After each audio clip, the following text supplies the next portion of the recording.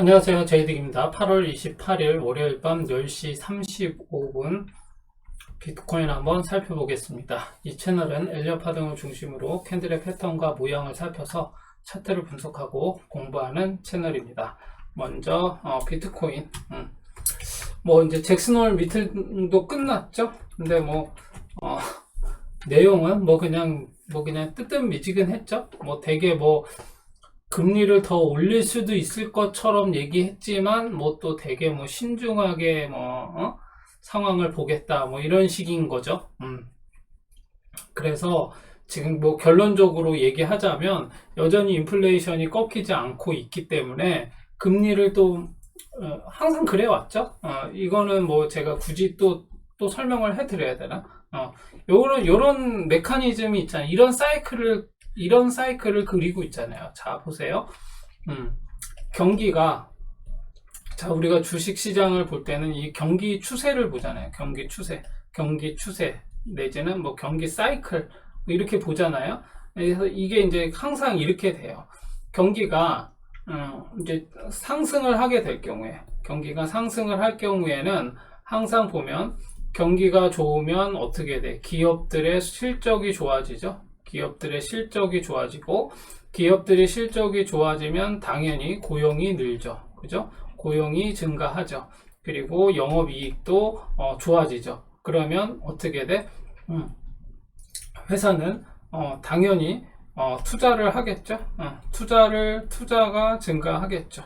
그리고 기업들이 실적이 좋다라는 건 고용과 투자와 그 다음에 개발 이런 것들을 많이 하겠죠.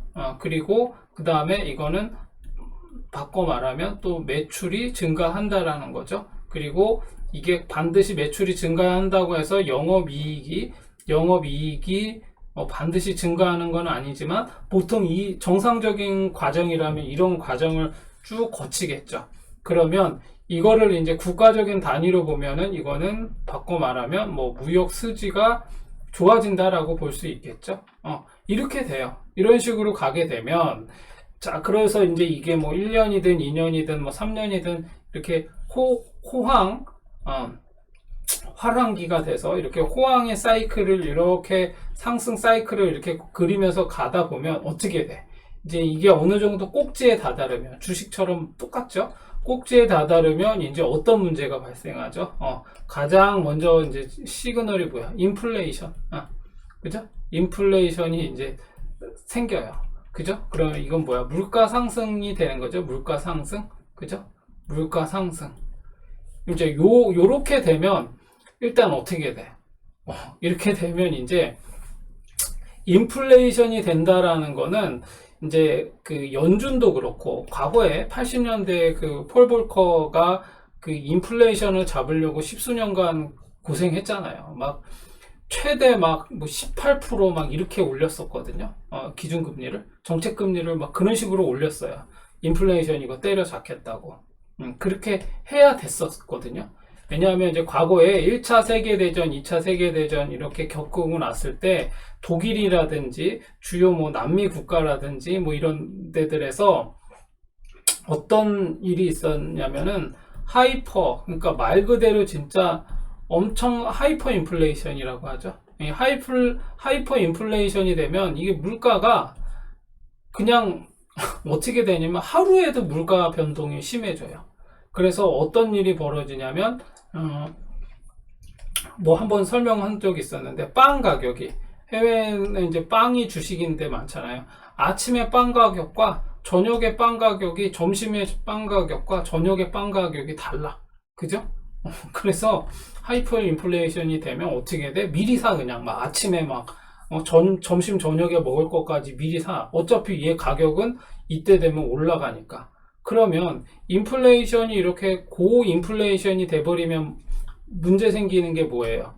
이게 이제 어떤 현상인 거죠? 고인플레이션이 되면 어떤 현상이 벌어지는 거냐면 화폐 가치가, 물가가 당연히 빵 한 조각에 1,000원이었던 게 아침에는 1,000원이었던 게 점심에는 2,000원이야. 그럼 뭐야? 화폐 가치가 하락하는 거죠. 화폐 가치가 하락한다라는 건 우리가 항상 제가 설명해 드렸죠. 가치가 하락한다라는 건 이건 수요와 공급에 의해서 결정되는 거거든요. 수요와 공급의 곡선에 의해서 결정되는 건데, 가치가 하락한다라는 거는 뭐야? 수요가 별로 없거나 공급이 너무 많거나 그런 거죠. 화폐 가치가 하락한다라는 거는 시중에 돈이 너무 많아. 너무 많으니까 그냥 막 돈의 가치가 별 의미 없는 거죠. 그죠? 막 살 물건은 지금 우리가 살 물건은 한 5개밖에 없어. 5개밖에 없는데 이걸 살려고 하는 사람들은 너무 많아. 막 5개밖에 없는데 살려고 하는 사람은 막 5만 명이야. 이러면은 어떻게 되겠어요? 그죠? 이 가격이 얼마나 오르겠어? 엄청나게 오르겠죠. 이 돈도 너무 많아. 화폐 가치가 인플레이션이 벌어지면 어떻게 화폐 가치가 떨어진다. 화폐 가치가 떨어진다라는 건 그만큼 시장의 유동성이 풍부하다는 거죠. 돈이 풍부하다. 이렇게 이제 볼 수가 있겠죠. 그리고 공급이 과잉이 되고 있다라고 볼 수도 있는 거죠. 그래서 이거를 이렇게 딱 부러지게 이거는 이것 때문이야라고 딱 부러지게 말하지는 못하더라도 대략 이런 경로를 따르고 있다라는 거죠. 그래서 이렇게 인플레이션이 되면 이제 어떻게 해야죠? 정부나 연준, 쉽게 말해서 이제 중앙은행이 어떻게 해야 돼요? 물가를 안정시키기 위해서 이제 이 유동성을 빨아들이죠. 다시. 그죠? 유동성을 다시 이제 긴축을 하기 시작해. 양적 완화 이렇게 했다가 이제 테이퍼링이니 이렇게 타이트닝이니 이런 식으로 얘기하면서 긴축을 시작하죠. 결국에는 긴축이 이제 연준이 돈을 이제 시중에 있는 돈을 다시 이제 중앙은행으로 빨아들이는 거예요. 그럼 어떻게 돼? 그죠? 그러면 기업들은 이제 투자를 줄이고 고용도 줄어들 것이고 개발도 잘 안 할 것이고 매출도 그만큼 줄어들 것이죠. 그렇게 되면 무역 수지도 이제 좀 안 좋아지겠죠. 그렇죠? 영업 이익도 떨어질 것이고. 그래서 어쩔 수 없이 인플레이션 상황이 되면은 그냥 알아서 그냥 정부가 그냥 막 대놓고 그냥 경기 침체를 몰아가요. 그런 식으로 흘러가는, 그렇게 해서 이런 사이클을 경기가 좋아지다가 또 다시 또 꼬라박다가 다시 또 이제 여기서 이제 막 다 이제 죽어나가고 이제 망할 좀비 기업들 망하고 어쩌고 저쩌고 막 해가지고 다시 이제 다 이제 다 녹초가 돼가지고 이제 죽어가면 그때 돼서 이제 다시 또 돈을 풀어가지고 또 다시 살리고 하면 또 상승 사이클 나오다가 다시 또 때려잡고 이런 식의 어떤 경기 사이클을 항상 반복해왔어요. 근데 이제 우리가 이런 것들을 제대로 모르면 그냥 멍하면서 이렇게 있는 거죠. 그런가 보다, 어쩐다, 이러면서 그냥 많이 듣기는 들은 것 같은데 어떤 메커니즘으로 이게 경기가 돌아가는지 모르겠죠. 그래서 그런 것들을 여러분들이 지금 시장 상황, 그러니까 제가 아까 잭슨홀 미팅 얘기하면서 얘기한 거예요. 그래서 왜냐, FOMC 회의가 이제 9월 25일에 또 있는데 지금 계속 금리를 내릴 생각이 없어. 오히려 더 올린다 그래. 왜 그래요? 인플레이션이 안 꺾여요, 아직. 그죠? 그리고 경기가 침체가 돼야 되는데 경기 침체가 안 돼. 지금 이렇게 계속 지금 FOMC 그 회의에서 연준에서 계속 0.25 올린다, 0.5% 올린다 해서 지금 채권 수익률이 막 5%대까지 왔어요. 그죠? 10년물이 4%대고 지금 2년물은 5%대까지 왔잖아요. 그죠? 채권 수익률이. 지금 미국의 정책금리를 계속 올림에도 불구하고 경기가 지금 고용도 잘 계속 탄탄하고 경기 나스닥도 지금 계속 지금 여러분 죽는 소리 하지만 나스닥은 지금 올 1월부터 해가지고 지금 거의 7월까지 계속 상승만 해왔어요. 거의 대부분의 달을. 그러다가 8월 지금 조금 안 좋은 상황인 거거든요. 그러니까 지금 얼마나 지금 계속 좋았어. 그러니까 연준도 헷갈리는 거야. 이거 지금 금리 내렸다가 이거 옛날 그 우울했던 그 시절 그때 다시 또 되는 거 아니야? 라고 해서 그렇게 섣불리 못하는 거예요. 그 예전에 언제였죠? 1970년대였나요? 좀 이렇게 좋아진 듯 싶어가지고 금리 내렸다가 박살이 난 적이 있었거든요. 미국이 그런 그 암울한 그런 시기가 있었어요. 아무튼 그래서 그 연준의 그 폴 볼커가 1980년대에 그 뭐 지미 카터 때였나요? 그때 막 완전 뭐 금리를 그냥 뭐 어마어마하게 올리면서 경기를 박살내고 막 이렇게 하면서 지금의 연준의 그 어떤 그 뭐라고 할까 그 밸류를 네임 밸류 연준의 어떤 신뢰를 회복했거든요. 그래서 지금 연준이 자신 있게 이제 그렇게 해왔는데 지금 약간 파월은 좀 말이 많죠. 뭐 그치만 뭐 제가 볼 때 크게 벗어난 범위 내에서 막 움직이고 그러지는 않는 것 같아요. 쉽게 말해서 지금의 연준의 어떤 기조가 잘못됐다. 되게 말도 안 된다. 이렇게 볼 수는 없다라는 거를 얘기하는 거예요. 그래서 아무튼 그렇습니다. 그래서 지금 비트코인은 뭐 계속 보고 있지만 우리 중요한 거 조금 전에도 제가 차트 공부 영상에 올렸지만 뭐가 중요해요? 이 추세가 지금 얘는 241선이 이렇게 우상향하고 있잖아요. 그죠? 지금 자세히 보시면 장기적인 추세를 봤을 때 중장기적인 여러분이 이 추세를 봤을 때 241선이 자 보세요. 언제 꺾였어요? 이때 이후로 이때 이렇게 쭉 옆으로 가다가 쭉 빠졌어요. 그래서 이때 이렇게 돌렸거든요. 그래서 얘가 지금 아직까지 계속 우상향 추세인 거는 맞아요.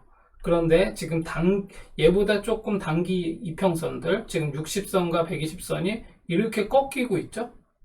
그래서 이게 조금 걱정인 거야. 왜냐면 얘가 이렇게 다시 돌려나가야 되거든. 근데 어찌됐거나 이 241선이 깨지면 얘도 이렇게 조금 이렇게 될 가능성이 있어요. 그래서 지금 제가 그걸 보자는 거고 241선 아래로 내려가면 얘는 다시 한번 또 꺾였다가 갈 가능성이 있기 때문에 이 자리를 어떻게 얘가 지지하는가를 봐야 한다라는 거예요. 그래서 그걸 좀 보셔야 되고 일단은 적어도 여기 위로는 올라와야 한번 조금 한시름 놓으면서 기다릴 수는 있지. 여기도 완전한 자리는 아니에요. 일단은 적어도 26,819불 그죠? 여기 26,819불 요 자리를 일단 올라와야 돼. 올라와야 되고 얘가 지금 이런 식으로 지금 생각해 보세요. 지금 여기가 고점이야. 반대로 얘기하면 얘가 하락으로 계속 뚫고 내려가려고 시도하는 어떤 곰의 입장에서라면 여기를 반드시 확 뚫고 내려가야 돼요. 강한 어떤 장대 음봉으로. 상승할 때도 마찬가지야. 이게 지금 상승의 꼭지라고 생각해봐요. 여기가 지금 이렇게 돼 있는데 여기서 이러고 있어. 막 올라가다가 여기서 지금 이러고 있어. 그럼 어떻게 돼? 여기 고점을 팡 치고 올라가야 되잖아요. 그래야 또 이렇게 조정받고 갈 수 있거든요. 근데 지금 얘는 그런 입장이에요. 지금 241선에 지금 아슬아슬하게 걸려 있어. 그죠? 찝찝한 거야. 이게 241선이 이렇게 돌파하면 안 돼. 돌파하려면 이때 한번 더 꽉 내리 찍었어야 되거든요. 한번 더 찍고 이런 식으로 내려오면 이건 좀 암울한 거지. 이거 좀 힘들겠다. 다시 또 쌍바닥 찍겠구나. 이러면서 이제 생각할 수 있는데 지금은 아직까지는 아니야. 그러면 또 희망회로 팍팍 돌리기도 어려워. 일단 여기 넘어야 되고 여기는 올라와야. 자, 비트코인은 여기는 올라와야 우리가 이제 진짜 안심 조금 이제 긴 호흡으로 볼 수 있는 상황이 돼. 그래서 지금은 되게 아슬아슬한 상황이니까 그냥 관망해야 돼요. 뭘 하시면 안 돼. 지금은 좀 지루하고 힘들더라도 그냥 내버려 둬야 돼.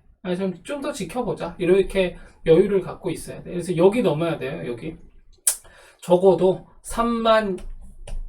3244불 요 위치를 여기를 돌파해야 비트코인은 다시 위로 간다라고 볼 수가 있어요. 왜냐하면 이동평선들이 다 돌려 나가야 되는데 241선이야 이제 길게 움직이는 애니까 이렇게 가기를 바라겠지만 나머지는 돌려 나가야 될 거 아니에요. 그러려면 여기까지 다시 올라와야 돼. 그래서 지금은 비트코인은 지금을 보고 상승 추세라고 단정 지을 수는 없다. 단기적으로는 다 하락 추세다. 그죠?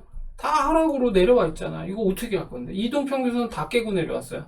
그나마 마지막 마지노선인 241선 마저도 지금 깨고 내려와 있는 상황인데 이거를 지금 어떻게 들어가? 그렇다고 지금 제가 이게 끝났다 이걸 얘기하는 건 아니잖아요. 그죠? 그래서 여러분들이 어떻게 해야 된다? 리스크를 감수하기 위해서 지금은 예수금이 있더라도 가만히 계셔야 돼. 여기 올라올 때까지 기다려야 돼. 이때 해도 충분해요. 충분해. 그러니까 너무 조급해할 필요 없다. 물려 계신 분들은 어떻게? 포트해야지 뭐. 홀딩 해야죠. 지금 얘가 이게 지금 영원히 이렇게 쭉 떡락한다 이런 보장도 없어. 지금 이게 지금 240에서 뚫는 이 모양을 보면 좀 시원찮아.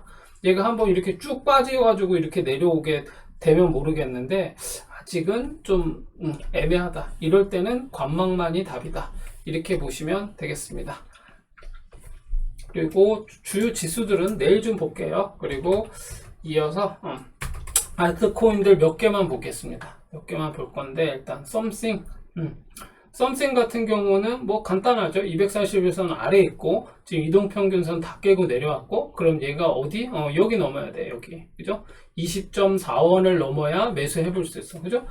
여기는 넘어야 그래도 내가 단타로 한번 들어가 보지. 목표가 어디? 여기까지는 놓을 수 있겠지. 그래서 얼마? 20.4원에 매수해서 요쯤에 던질 수 있겠죠. 22.6원 그죠? 22.6원 20.4원 요렇게 요거 먹는 거예요. 요정도. 지금 241선 아래인데 일로 올라와야지 일단. 그렇게 보시면 되겠습니다. 그리고 이더리움 클래식도 마찬가지예요. 지금 보면 이제 잘 보세요. 얘도 지금 5선하고 다 깨고 왔어. 다 깨고네요. 5선, 10선, 20선, 그죠? 30선. 제가 일일이 이거를 매번 그러니까 방송 때마다 말씀을 드리지는 않고 있거든요. 그러니까 여러분들이 이제 기본적으로 이 정도는 아신다라고 생각하고 생략하고 있는데 그런 걸 여러분들이 좀 보셔야 돼요. 제가 생략하고 얘기하더라도 그럼 어떻게 해야 돼? 여기 올라와야지. 최소 여기 이 언덕 그래서 제가 이 언덕을 막 이렇게 올라와야 된다. 그러니까 뭐 돌파매매 지겹다. 야 네가 말한 대로 하다 보면 되게 물리는 경우가 더 많아. 막 이럴 수도 있는데 아예 아니라니까. 그렇게 해야 돼요. 해야 돼. 제가 이때도 요렇게 여기 이렇게 넘어야 된다. 이런 얘기 할 때 막 되게 막 잘 안 하지. 안 믿고. 이때 들어가는 거야. 손절하는 한이 있더라도. 그리고 여기 다시 재차 이런 데 돌파할 때, 여기 돌파할 때 이렇게 할 수 있지. 그런 다음에 보는 거예요. 여기 자 보이시죠? 요거 21선 이렇게 만들어진 거. 그렇게 보면서 일목균형표도 보고 이 거래량도 한번 보고 이러면서 들어갈 수 있는 거지. 그죠? 근데 이렇게 하늘 높이 꼭지 따고 이렇게 할 때 어떻게 해야 돼? 나와야지 뭐. 그죠? 내가 여기 들어갔어. 내가 이렇게 꼭지 땄어. 그럼 뭐야? 여기서 매도해도 결국 이만큼의 수익은 나잖아. 그죠?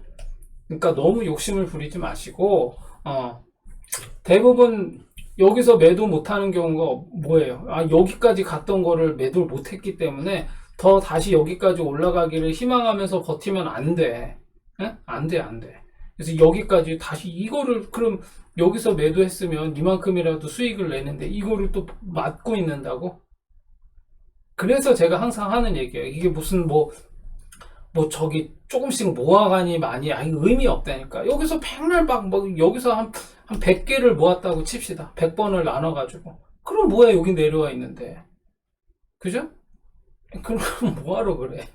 수익 나면 정리하고 다시 또 이렇게 보고 타점 나오면 또 이렇게 해서 해야지. 무슨 모아가니 많이 이거는 그냥 여러분이 기관이 아니잖아요. 그죠? 여러분이 무슨 수조원대 자산가가 아니잖아. 그죠?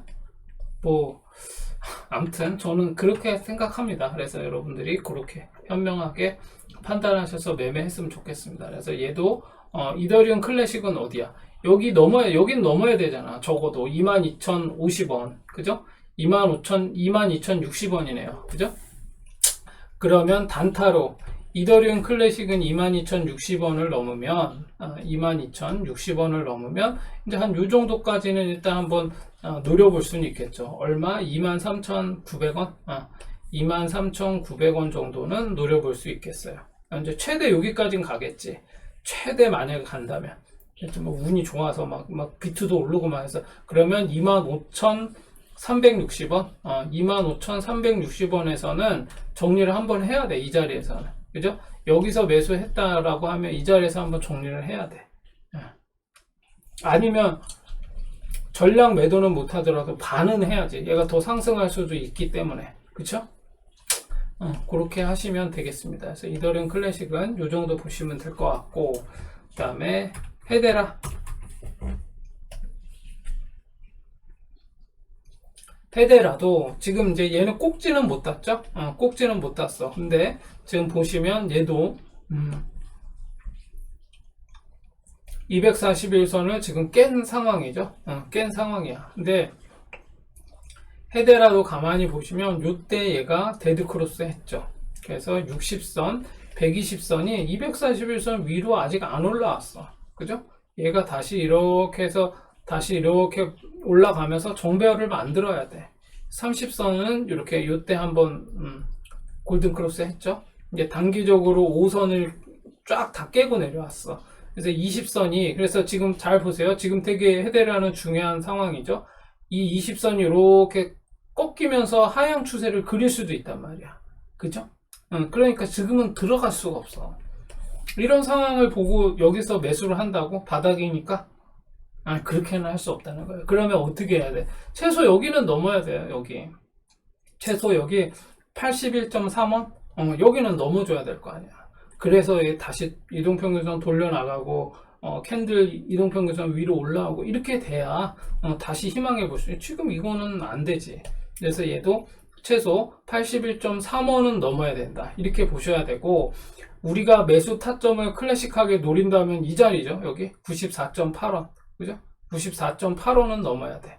그래야 얘가 241선 요런 식으로 터치하고 다시 올라가는, 그러면 이거는 상승 추세로 갈 가능성이 높은 애기 때문에 여기 넘을 때 기다리는 것도 방법인 거예요.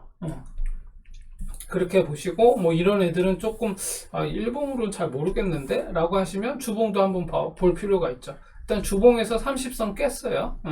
주봉에서 얘가 거의 20선 역할을 하는 거잖아요. 그죠? 120선은 240선 역할을 하는 거고, 그렇게 보시고, 주봉에서는 여기 넘어야 돼. 헤데라가 높죠? 거래량 빵 터졌던 여기, 적어도 여기까지는 가야 되잖아. 그러면 주봉에서 매수한다면 어디겠어요? 이 자리에요. 여기 88.9원 88.9원이 매수 타점이야. 그럼 적어도 어디? 여기까지는 가겠지. 102원까지는. 그래서 헤데라는 이런 식으로 접근하시면 되겠습니다. 그리고 수이코인은 뭐 주봉상 여기 넘어야 되는 거죠. 848원 그렇게 보시면 되고, 일봉상으로는 어떻게 되겠어요? 일봉상으로도 마찬가지예요. 얘는 두 자리를 넘어야 돼. 여기 넘어야 되고, 828원 822원. 그래서 여기 822원과 848원이죠. 이렇게 두 자리를 넘어야 돼. 그죠? 그래서 제일 안전한 자리는 요 848원을 넘어야겠죠. 여기를 넘으면 그 다음 요 자리하고 요 자리에 있어요. 그리고 그렇게 되면 이제 얘가 이렇게, 얘는 지금 이렇게 해서 요 모양으로 이렇게 왔는데요. 그래서 좀 기다리면 될 것 같아요. 그래서 얘도 848원 넘을 때까지는 좀 기다려보자. 지금은 매수할 수 없다. 그리고 마지막으로 스톰엑스. 스톰엑스도 비교적 요 241선에서 잘 버티고는 있네요. 그럼 여기 넘어야 돼. 얘는 요 자리는 조금 위험해. 여기 넘어야 돼. 이 자리. 7.78. 요 7.78 요 자리를 넘어야, 7.78은 넘어야 한번 매수해 볼 수 있어요. 그러면 어떻게 돼? 요 자리, 요 자리, 요 자리 이렇게 단계별로 다 이렇게 올라가야겠죠? 그렇게 돼야 되고, 일단 241선을 지키는지 먼저 한번 보는 게 관건이죠. 그렇게 되고, 이동평균선들이 이제 요거 다 정배열 만들면서 돌려나가고, 뭐 그렇게 돼야 돼요. 일단 그런 거 저런 거 다 떠나서 일단 여기 7.78 넘으면 단타로 한번 들어가 볼 수 있다. 그러면 최대 여기까지 노려볼 수 있죠. 9.85. 스톰엑스는 그렇게 보시면 되겠고, 얘가 이렇게 지금 계속 길게 이렇게 조정을 하게 된 건 이때 꼭지를 땄기 때문이에요. 그렇게 보시면 되겠습니다. 그래서 요거는 주봉하고 월봉으로도 한번 추세를 좀 볼 필요가 있어요. 이렇죠? 그래서 얘가 일단 5선은 안 깼어. 그죠? 5선은 안 깼는데 여기 넘어야 돼. 다시 여기 10.5원과 10.3원이거든요. 그래서 얘는 월봉상 10.5원이 매수 타점이에요. 그러면은 어디까지? 20.2원까지 갈 수 있어요. 그렇게 얘는 보시면 되겠습니다. 뭐 확실하게 월봉상 쌍바닥 찍고 올라갔으니까 뭐 5선만 지키면 얘는 다시 가겠죠. 뭐 다음 달에 가든 언제 가든. 그래서 요 정도로 봤습니다. 그래서 그리고 하나 더 해야겠네. 리퍼리움.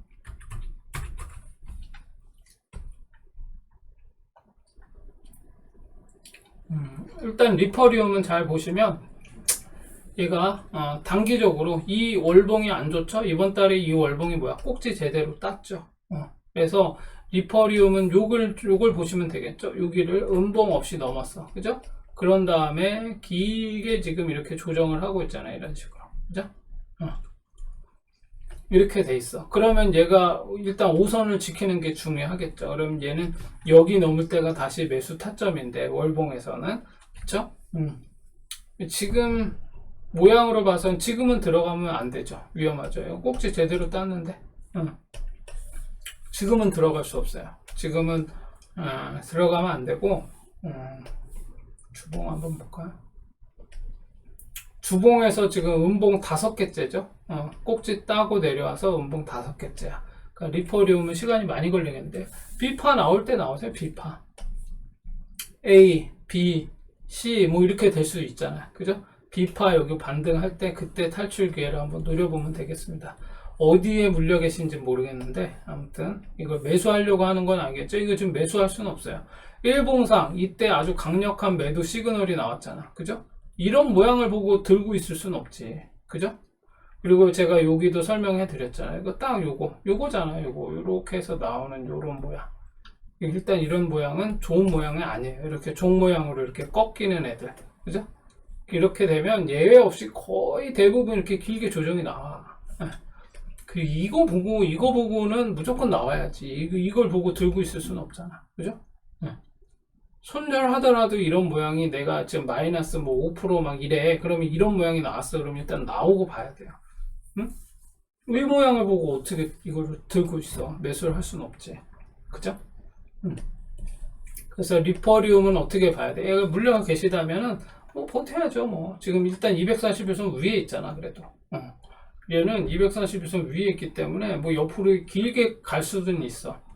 그죠? 옆으로 길게 길 수는 있는데 그래도 아주 절망적인 상황은 아니에요. 여기까지는 다시 한번 파동상 가지 않을까 싶은데.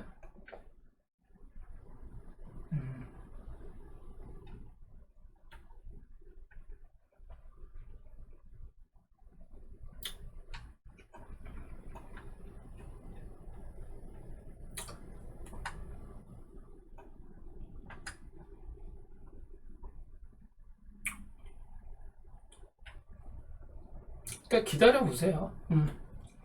얘는 적어도 여기 44.9원 그리고 여기 43.5원 그래서 여기를 이렇게 만드는 커비드 핸들처럼 이렇게 좀 만들고는 있기 때문에 한번 지켜봅시다. 이것도. 근데 리퍼리움은 좀 시간이 걸릴 것 같아요. 좋은 모양이 아니야 얘는. 물려 계셨다면 뭐 버텨야죠. 뭐. 그러면 물타기나 막 이런 거 함부로 하시면 안 되고, 그죠? 적어도 여기는 넘어야지. 17.5원. 그래서 이 정도로 오늘은 마무리하도록 하겠습니다. 좋은 밤 되시고 내일 뵙겠습니다.